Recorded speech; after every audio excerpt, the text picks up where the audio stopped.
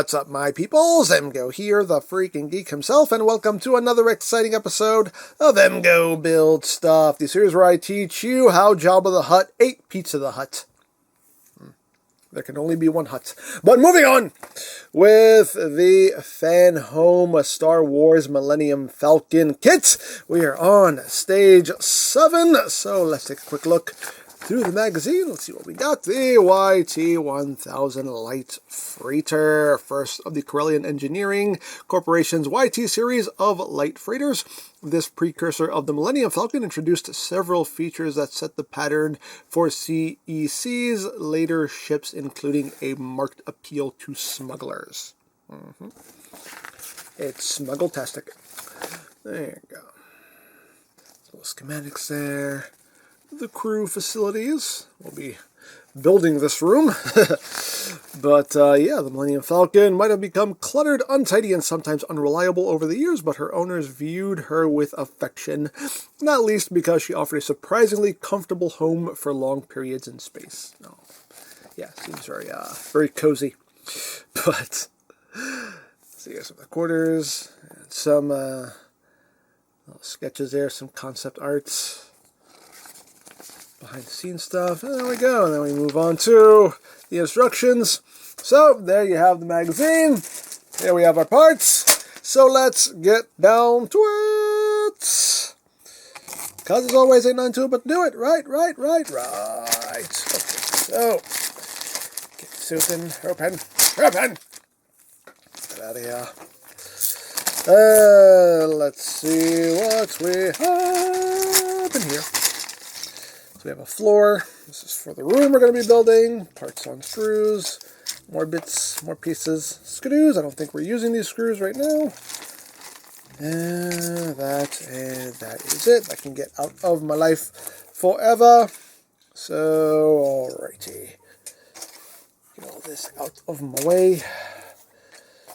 So now let's open up our instrucciones. Hay que instrucciones.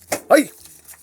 So what are we doing here? So we have, first we're just giving us some little tips and stuff on cutting things off of the sprues, sanding them, sanding the nubs, sanding any seam lines if you wish to do so. I will do it as I see necessary, but I won't do too much of it because a lot of this stuff is just going to be interior stuff that I really won't see all that much of once this thing is done, so you know. But now it is time to actually do some work here. So now we are going to be fitting the cushions. Cool. Some good old cushion fitting. So let's see what we are doing here. So we have these two pieces, which will merge thusly, and we need to put cushions in here. So let's see what we got. So we have our cushions right here. So first, it seems like we have. They're saying there was a larger cushion and a smaller cushion. I think that's the larger one, that's the smaller one. But basically these cushions are going to get glued into these spaces right here. So let me get these nipped, let me get them glued. I will be right back. And I'm just putting a little bit of glue here in these slots. A couple dots throughout here. Just a little brush on glue, just Gorilla Glue. That's what I'm using.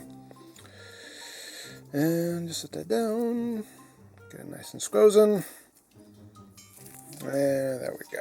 Alrighty, so we got those glued in. Nice. So now we have other pads here that need to be nipped. How does it say which ones? See this? I gotta say the instructions for this are not the clearest, and that's something that's going to bug me throughout this build. I already know this is not the best instructions. So it looks like it's getting So it looks like it's just getting 3 on each side. Okay, so it's a case of figuring out which ones go on what side. All right. Alright, well, I will get all these nipped, and I will get all these glued on, and we'll figure this out. So, uno momento, por favor. Alrighty, so we got all of our cushions in place here. So now we just need to take 2 halves and merge them together. So it's just lining up the posts here. I do recommend glue. Does it need glue? Yeah. Now it seems like these cushions are supposed to overhang a little bit more. You can kind of see there. They're not overhanging as much, and you can see it's kind of leaving a gap. There's not supposed to be a gap there in between the cushions, but honestly, guess what? I don't care. Is it perfect? No. Is it going to be perfect? No. Do I care? No.